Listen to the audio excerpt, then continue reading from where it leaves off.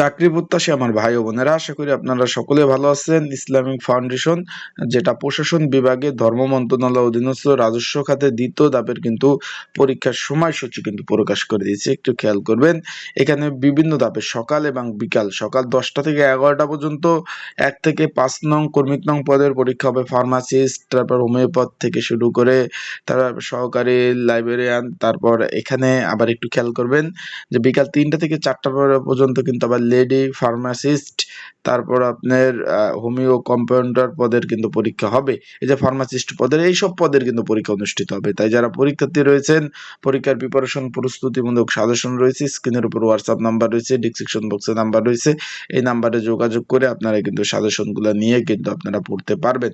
তাই সকলে ভালো থাকবেন, সুস্থ থাকবেন, চোখ রাখবেন আমার ইউটিউব চ্যানেল, ফেসবুক পেজে। আসসালামু আলাইকুম।